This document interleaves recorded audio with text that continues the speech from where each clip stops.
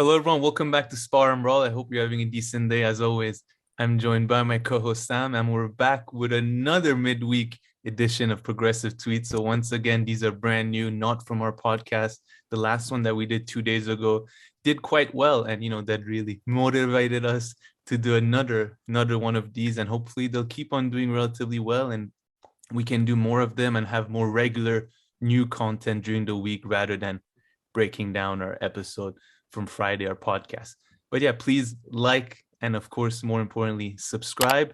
And yeah, I haven't been putting timestamps for these down below because since you can kind of go to the next tweet so easily and it takes, it's full screen tweet that I post, I thought, maybe timestamps are not as needed. What do you think? Should I still include timestamps to be true to ourselves, or maybe with the tweets it's not needed? Because you get what I mean, right? It's so easy because there's no other footage. It's just from Yeah, with one a tweet to thumbnail another. Yeah. and yeah, look, because depend how long does it take for like 40 minutes to put timestamps? These ones not long at all, because again, one of the key things for anybody doing timestamps out there and having a lot of trouble, the key thing is to put photos in where a new segment starts. Because if you don't put photos in, then going and finding where something started can take forever. So given that there's always a tweet, it doesn't really take much time. So maybe I can start putting them also. I'm just saying because Yeah. I and the mobile phone timestamps, or I understand a computer you Okay, can yeah, go fair through, enough. but on a mobile phone it's a bit I But didn't think I of mean, that. I'm just it doesn't really No, matter no, though. user experience, Sam. User experience here. Okay, that's It good, dude. doesn't seem to matter though. It doesn't. I mean, there are all these channels, they put like 6-hour video, and the issue discussed in the Yeah. title is in the like hour 4 minute 50 or so, like somewhere No, you that's have so to. unfair. It's so annoying. No, So annoying. Yeah, it's whenever yeah. we do that, I try to put exactly what was said in the headline as the main thing in the timestamp, so people also know what the hell we're talking about. But okay, Yeah. all right. With that out of the way, please like and subscribe, and let's get right into these. So Sam, I know that the first tweet starts with "that said." I don't know what was said before, but I just want to discuss the topic. This But is not fair. But, but we'll read the tweet. But it's all about the topic, really. That said, I suspect with the huge increase in their number of infections, they will struggle to eliminate COVID, and in due course may be forced to decide to shift away from its zero COVID approach as it becomes no longer viable. So, okay, I mean, they're talking about China. Let me put that out there. They're talking about China. So I think, and this person is a doctor himself. I clicked on his profile, I believe.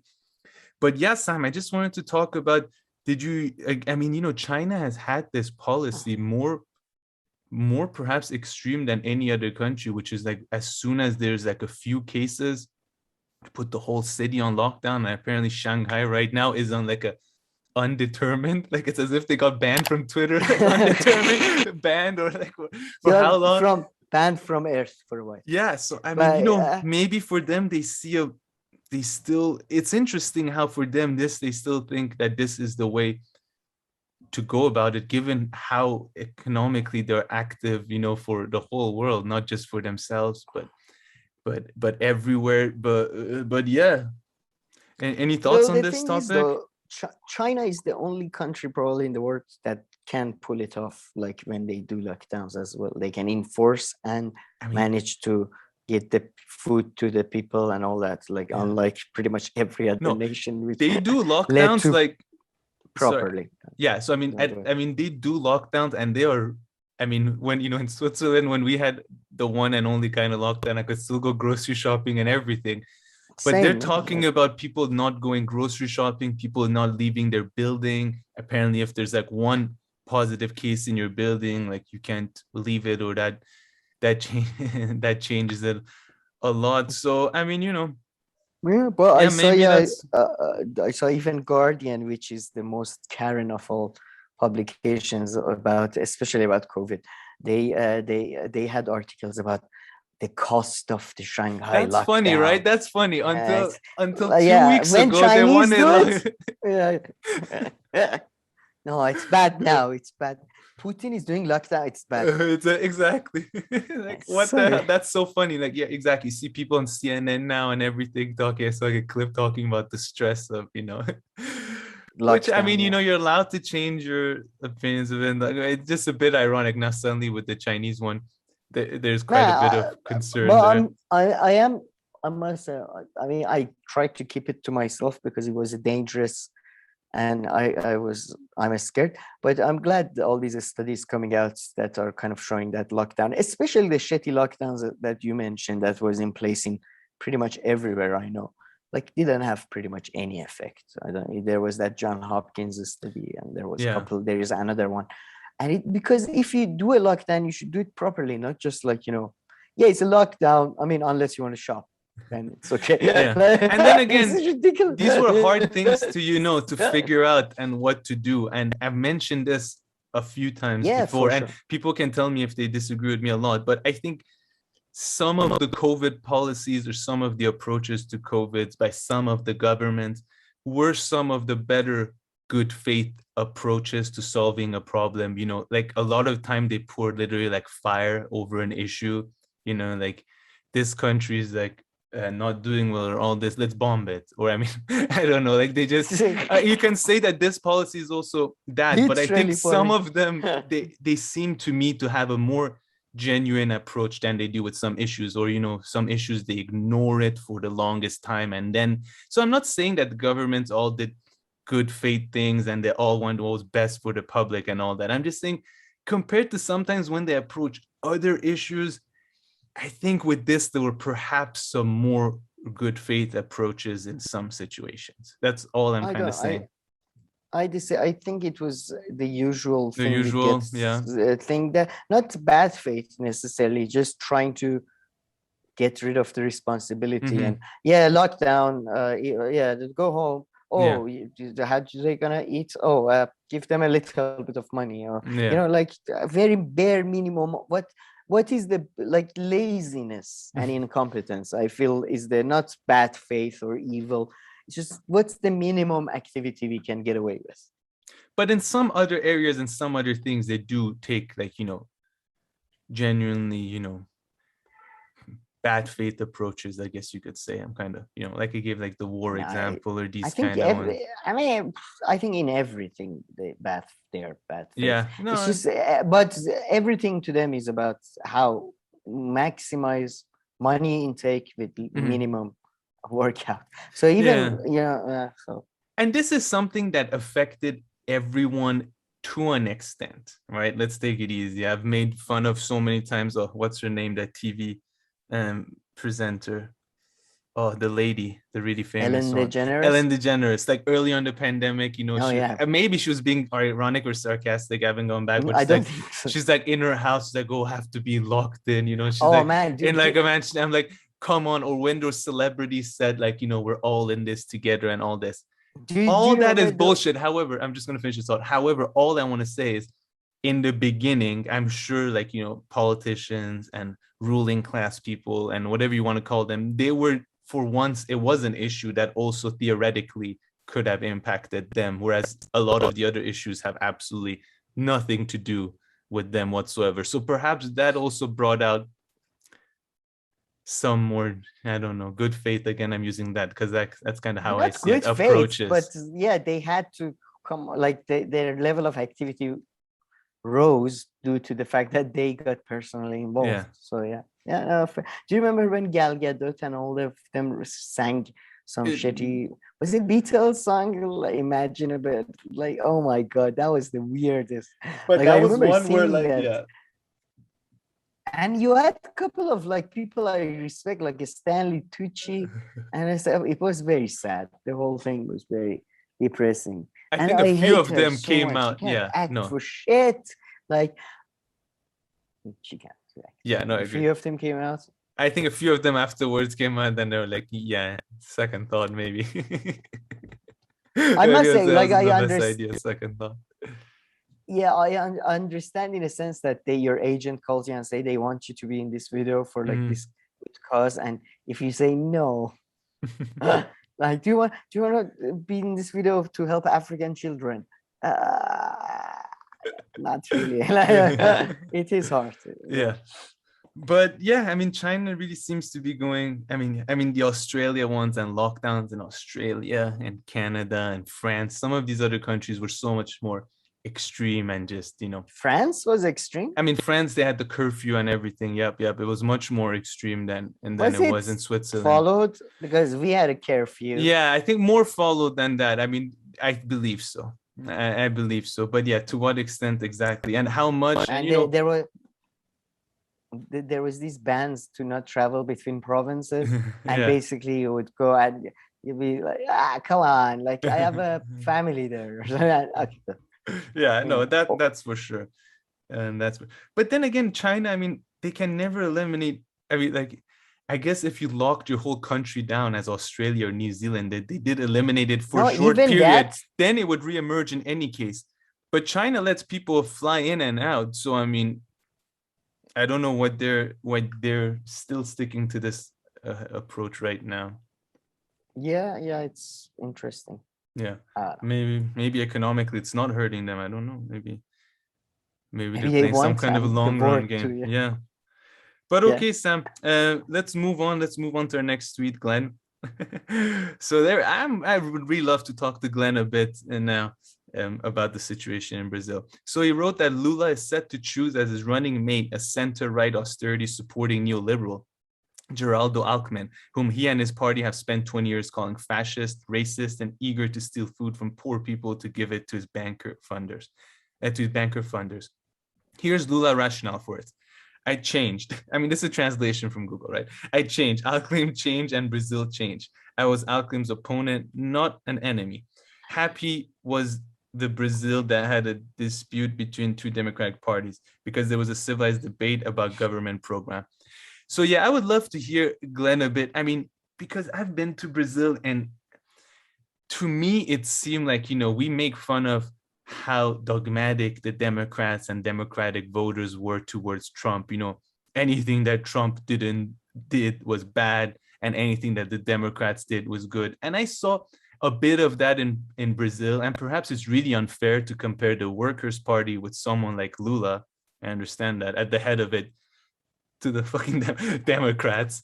But I did see some parallels, and yeah, this tweet from Glenn was interesting, and I would like to, get Glenn's insights into, just going beyond the whole Lula thing, but more to it, and like the kind of movements and how people were towards Bolsonaro. I'd be very interested to hearing more about that. I would say Bolsonaro is actually, like, unlike Trump, he's actually a fascist. So you got to give him that. And he was a military person, and he has said that maybe dictatorship was not bad. But I think I think people like Lula, politicians that are on the left generally, they are looking for an excuse to basically compromise with the right. And people like Trump or Bolsonaro give them that perfect excuse that, look, there is a boogeyman. So we have to unite with the sort of center left and compromise, or center, or whatever. And I've never been a big fan of Lula. I know a lot of, and a lot of people are a big fan of it. I mean, based on what I've seen and heard, out of all the politicians out there, seems like someone who is better and has less blood on his hands, or however you want to classify why he's better. Okay. But that's the thing. I just think people like Lula, even Putin earlier on until probably mid 2000s, they want to buy into the empire. They are not fighting against the American empire. I think that's their final motivation. Yeah, that's why I'm not a big and Lula, the policies that he would want and all that are definitely more towards the left, more social services and all these kind of things that people on the left want. But under him and under his successor, Brazil had some of its best economic years and all that, and they weren't going around looking for fights with America and everything. It's kind of it was them, if anything. There was a commodity boom as well. So if anything, was the US and all that picking fights with them. So I think I don't disagree too much with what you said there. No, Yeah. no, yeah. I mean, not too. But yeah, he's probably the best candidate out of the bunch. Yeah. But I'm just saying, I'm not too surprised. But And extremely makes sense. popular and loved, man. I mean, like, he's what people want Is he? Bernie to be. Oh yeah, like I've seen it with my own eyes, and like even the polls. Here it's not included, but even the polls. I mean, the polls are polls; they're not 100% accurate, but he's far ahead, and he looks like Is he he's gonna win. is he like cult of personality stuff, or like not not in a crazy sense, but like as in they love it, or what is he drinking, what is he wearing, that type of thing? Or I mean, that I don't know, but like people wearing his shirts everywhere and all that, and that is extremely common. And he's been, I mean, listen, this guy's been in the forefront of Brazilian politics for like 3 decades or something. So yeah, he's had time to build, and build an cultivate, audience, an audience, and he went to jail for absolutely nothing, and he got out, and like he's won like everything that's come out of that. So he's been vindicated on all those fronts. yeah. But okay, let's move on to the next tweet. I mean, I'm kind of laughing because the tweet said after that, but let me not get ahead of myself. So Max wrote, now that we can see what Twitter suspended Scott Ritter for, it's entirely baseless, just cover for banning an authoritative critique of US regime policy. So he's tweeting Anya Parampil, his colleague, who said Twitter suspended former UN weapons inspector Scott Ritter for the tweet below. Twitter claims Ritter committed abuse and harassment. He was obviously targeted because he threatens the narrative. He appealed the suspension, but we must demand Twitter bring him back. So he has been reinstated within a day. But this is what they had said. Hello, Scott, blah, blah, blah, because violating our rules against abuse and harassment. You may not engage in targeted harassment of someone or incite other people to do so. So let's see what he had tweeted. He had tweeted, the Ukrainian National Police committed numerous crimes against humanity in Bucha. Biden is seeking to shift blame from the Bucha members onto Russia, is guilty of aiding and abetting these crimes. Congratulations, America. We've created yet another presidential war criminal. I mean, I really hope that these bots, again, these bots don't understand absolutely anything. Right? They can't pick up on anything. They're like, they're worse than the search feature on my computer. I feel like I don't know who's like who's targeting these things. I mean, did I miss something? Look, no, I think it's no, but I mean, I guess they had him on a special sort of algorithm or a special bot that they were looking for. But I'm surprised. They should have said violating our rules against like misinformation or something. Not that I think he's doing misinformation, but abuse, and who is he abusing here exactly? Who? They don't make any sense, man. There is no subject. Like this is that's what I'm saying. These bots don't even get simple stuff. I don't know. My computer learns a lot more. Maybe we should move away from AI and bots. Whatever the previous generation was, they do a better job. I don't know, man. I do still prefer bots to human.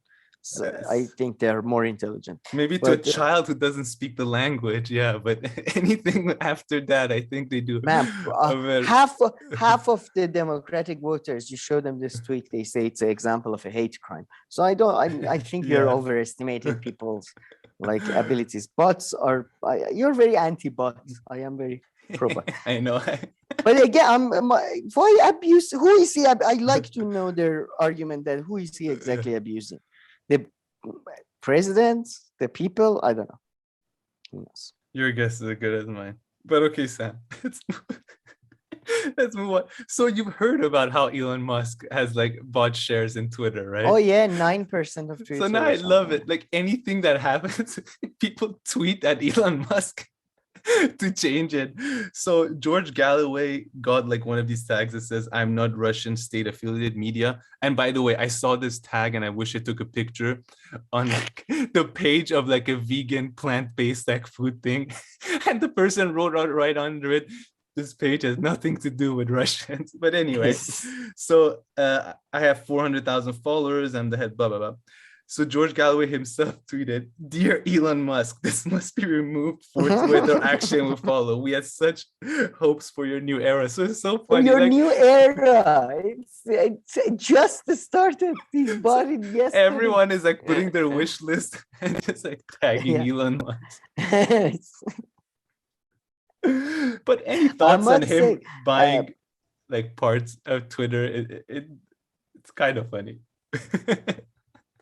It's been annoying that you have these people going online on YouTube and stuff. Now it's a game changer, and he said, I mean, fuck off. But I don't think it is. I don't think he's like he's just anyway. But I must say, I hope they get rid of George Galloway. He's not a Russian state affiliated. He's not a media. He's a person. I mean, let's just get at least maybe he's a media. Maybe he is. I don't know. He's been around long enough that he may have turned into him. I feel like this is something that computers should be able to do, because it doesn't require like qualitative reading and interpretation of like people and all that to find out if they're affiliated by Russian organization or not, right? There should be some kind of paper link, he works for Sputnik. Well, he works for this. He used to. So I guess maybe because he appeared on RT, or he used to have a show on RT. He had a show on RT. I think. So maybe but again, it's a person. Just maybe write Russian agent or Russian saboteur. I don't know, whatever. But right, he's not a media. Might He's as bad well. Guy. I don't evil. So stupid the things that they come up with. No one of these things can be right. Do you think Twitter is going to change now? No, okay. No, I mean something small, and Elon Musk might be fine. But it's so funny. Elon Musk, I mean, for someone who's supposed to like be thinking about like big picture kind of things, solving this and that in the world and all that, so many of his actions seem to be like directly the consequence of something personal in his life. So first example, he was stuck in traffic in LA. He's tweeted this, he said this, I'm not putting words in his mouth. He's like, shit, I wish there was a tunnel here. Okay, let me get into the tunnel business. Twitter, he's always on Twitter. So he's like, okay, there's censorship on Twitter and there's X, Y, and Z, which are all true. But and it's like, I'm on Twitter and I want to be active on Twitter and I don't want all this. So let me buy Twitter. So it's just so funny. Like anybody else, I'm not kind of, we're all like this, but it's just so funny for someone who's kind of perceived as this big idea kind of guy. He's, next thing you do is going to start like an egg company because he's not happy with like the eggs that he's receiving or something. He tried to intervene in the Ukrainian thing as well. Oh, really? Internet free. Yeah, some bullshit. I don't know. But I must say, I think there is a slight, it's more insidious than that. Mm-hmm. His presence on Twitter is basically market manipulation, in my view, because his wealth is mainly like most of these people. It's not a real wealth. It's just,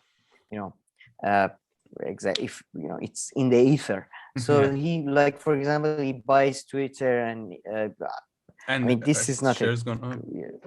26%. They went up. So I think it's more that.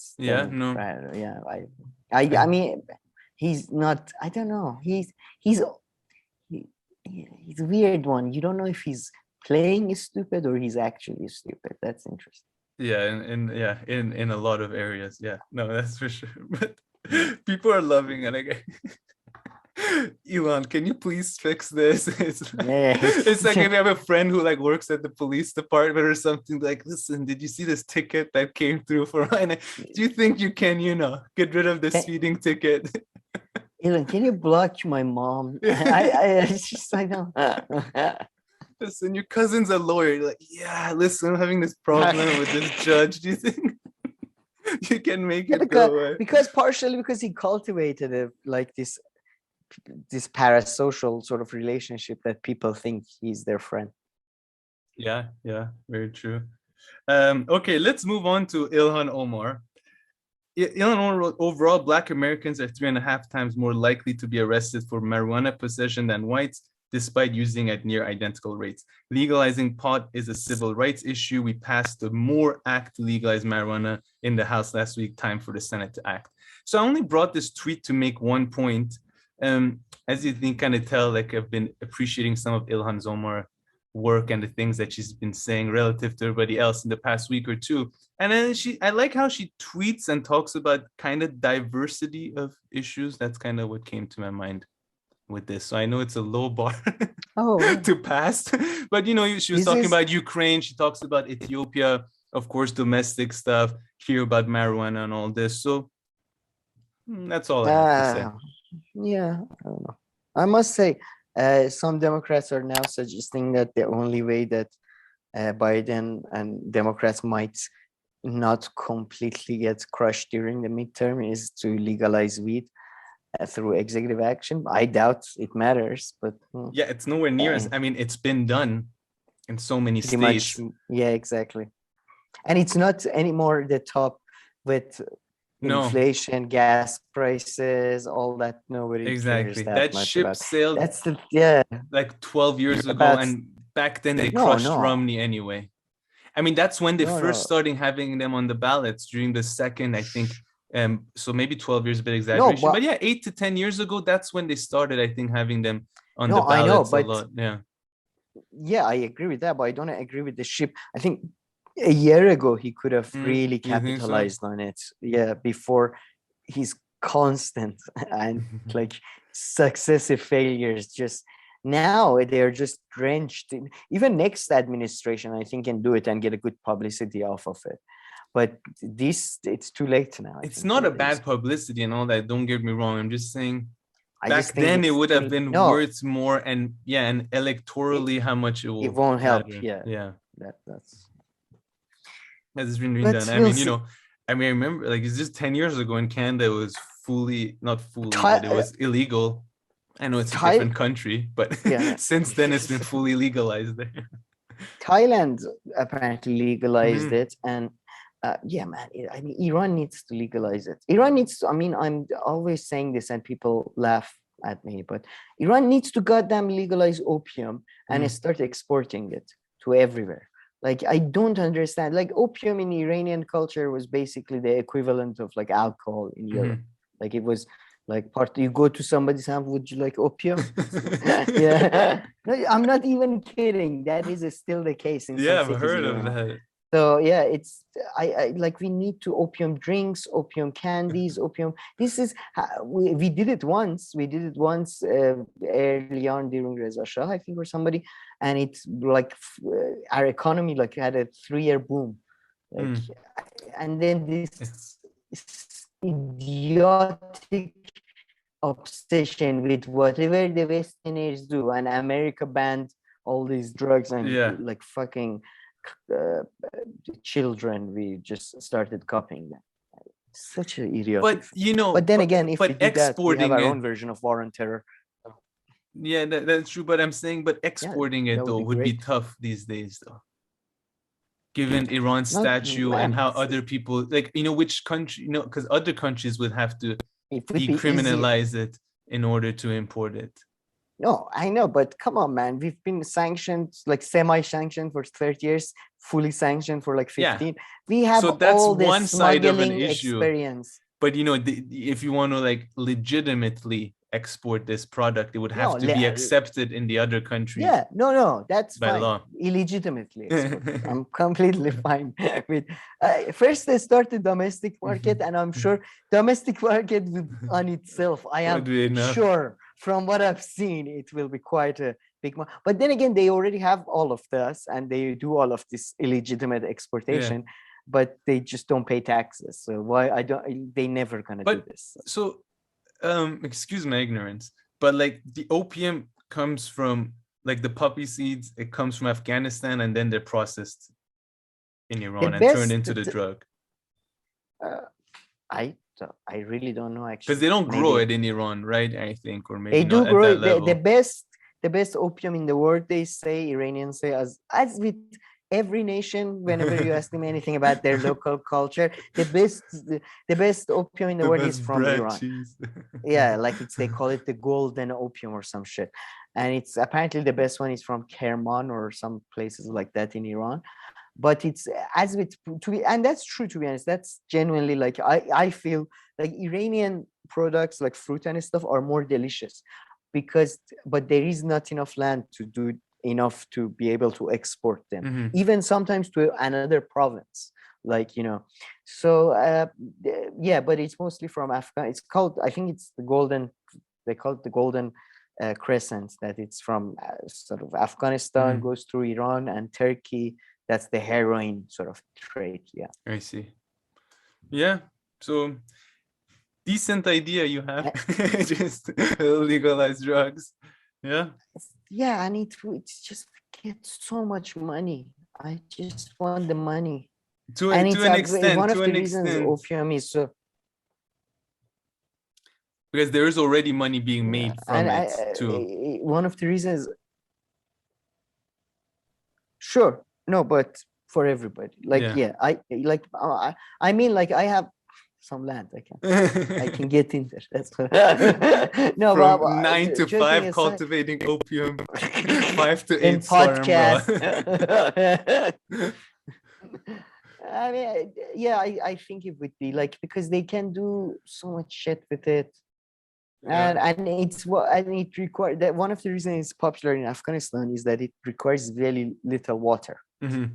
So sure, it's a very good. It doesn't erode the land a lot, like saffron, which is Iran is huge at. For example, saffron, I think you do 2 years or 1 year, and then the land is unusable for 5 or something. Yeah, I see. Sorry, I'm getting into no. Hold on, you got muted there for a second. I can't hear you. Oh, you got muted there. I swear I didn't just mute Sam. So whatever he said, it wasn't me. Oh, wow. Yeah. The deep state is already. Yeah. All right. Okay, Sam, let's move on to next tweet. So we talked about Pakistan quite extensively in our last progressive tweets from 2 days ago. So anybody wants can go check that out. And we're going to talk about even more in our podcast tomorrow. But any thoughts here, Sam? But if not, we can keep it short. So Pepe Escobar tweeted, Russia, China, Iran, and Turkey expressed their solidarity with Pakistani Prime Minister Imran Khan against a foreign conspiracy engineered by you know who. Anything here, or do you want to point people to the last one or tomorrow when we're back? Yeah. Or, you know? I don't have any updates on really on the last one, but I think they're gonna rule on, the courts are gonna rule on the decision, because the opposition has thinking. But it's just generally it's fascinating. I've been one of those people who's very skeptical of the fall of the American empire and all that, but increasingly it is strangely weird. You see these, like Saudi Arabia now dealing with China and Russia, Pakistan. Pakistan is traditionally was viewed as the American ally, originally against the Soviet-backed India, but then later on against others in the Soviet Union through Afghanistan. So it's very odd. It's just very interesting developments. It does seem I'm very skeptical, but sometimes it does feel like the world is actually changing. So. Yeah. Okay, interesting. And so if anybody wants to hear more of Pakistan, in the last from 2 days ago in those tweets, Sam really talked about the situation and made different points. So I encourage you to check that out. If not, we'll come back to it. It's all good. Okay, Sam, it wouldn't be news in the month of April or whenever if we don't talk about Russia, Ukraine. So just 2 from Russia, Ukraine, and then 2 fun ones to wrap it up. So Richard Medhurst wrote, Trouble in Paradise. Hungary has broken ranks with the EU and announced it is ready to pay for Russian gas in rubles. You can understand partly why Western neoliberals were unhappy with election results over the weekend. Did you follow this? I mean, apparently there were the elections there. The same person won, and as soon as he won on Monday, the EU came with a not sanctions, but they're retaining some money that the EU is supposed to give them for COVID relief and other things, and perhaps straight up sanctions as well. There's legal proceedings that there may be certain sanctions or measures put against Hungary. Mm. And yeah, it's Viktor Orban. He's an asshole. He's a Mm. nationalistic right-wing psychopath pretty much. But he did win strongly. And it is fascinating that both Poland is a more fascinating case, which is pretty much ruled by this right-wing semi-junta. Like, no, I'm joking, obviously, but they're very right-wing and in many ways domestically very parallel to Putin in their domestic policies and all that. But they're very anti-Putin in Poland. Hungary is very pro-Putin. Yeah. So it is, it's. I see. I mean, it does seem both NATO expansion and EU expansion truly backfired in a very bad, like in a way they both raised tensions internationally, which some might argue maybe that was the point. But then again, at the same time, they sort of allowed all these sort of ways for Russia to sort of come in and,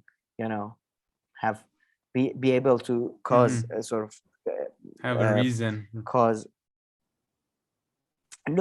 divide among the allies, okay, I got you. To speak. So, True. Got you. I see. Yeah, very interesting developments on that front too. I think so. Tomorrow we'll have a bit of geopolitics. Definitely. Loads of elections and semi-coup attempts and some good as usual. Stuff. Last week we had no geopolitics, so it's good. We didn't have any? No. Not even like Iran nuclear deal. We usually mention that somehow. You can go watch the past 500 episodes. Okay. Next one. This tweet is by Jan England, who is considered like in the humanitarian world, he's considered to be, the best, most principled one. He was he led the UN's humanitarian part like over a decade ago and stuff. So very well liked in that world.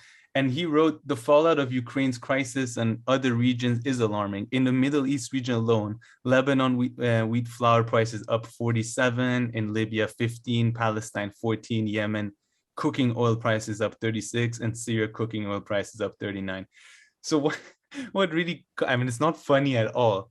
But like poor Lebanon, like I don't know why Lebanon gets hit so much harder from the thing that even in Libya and other places, like how much higher can prices go in Lebanon? I mean, is that even like possible? What? Jesus, man, poor Lebanon. Turkey is right now experiencing 60% inflation. And first, I like to know who collected the data from Libya. Like Libya is basically right now like the 7th, I believe, level of hell, as they like. I mean, if anybody's like there, humanitarian organizations are very present, and the UN is very present there. How do they is there bakeries open? There's like open anyway. Yeah, but, in some parts of in some parts of the country, I guess. And usually whenever wheat or bread, I mean it's a wheat flour price. I would be interested in to know the bread prices, because if usually government through subsidies control bread to an extent, there is a revolution coming, but maybe we'll have Syrian cooking oil 39%. Jesus Christ. Anyways, because these countries, by the way, all were doing so great. So now I'm sure. No, they all, Jesus Christ, all these countries are, I mean, Palestine is barely a country. And I mean, I had the slide the other day where I found something where like in East Africa, some of the countries, how much of their wheat, like Rwanda, 92% from Ukraine. I just imagined there was like a more decentralized like source of wheat. It just felt like out of everything, wheat is one that a lot of countries grow, but I guess my dad was in agriculture business, and I'm not, to be honest, that surprised. For example, I know that like almost 90% of oranges are for orange juice production come from Brazil, for example. It's ridiculously you find concentrated, especially like in mass production, not so much maybe at the food for at home, but it's very ridiculous. There are two main, I mean, I don't know too much about coffee, but they're like kind of two main big strains of coffee, and one of them I think is called Arabica or something like. anyway, one of them that's very big, like Brazil, yeah, exports like 50% or like a higher percentage of that coffee, like globally, has like 50% of the share of the global market. Sorry. Yeah. So yeah. Sam, this next tweet, I don't know how this poor person has ended up on my Twitter feed. Doesn't seem to have too many followers. This is the second time that I've brought something. I can't remember what you said last time, but this reminded me of something you would say. Why do some people find it so difficult to remain faithful? Don't get into a relationship if you can't commit. It's not a difficult concept to comprehend. Not a difficult concept to comprehend, but following a concept, even if it's very reasonable, I think is a bit harder. And people are unfortunately not that rational or principled or whatever it is that you want to say. So, no, I must say no. You? Is this not something no, you? No. No, I'm not going around on Twitter with the alias called Rebecca.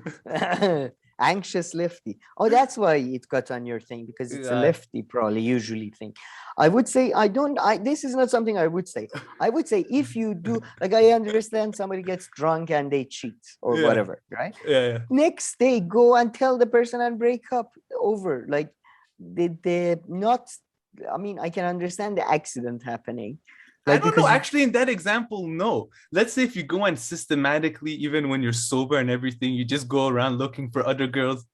In that case, I'll be more with you. But actually, maybe if you made a mistake, alcohol is the devil, Sam.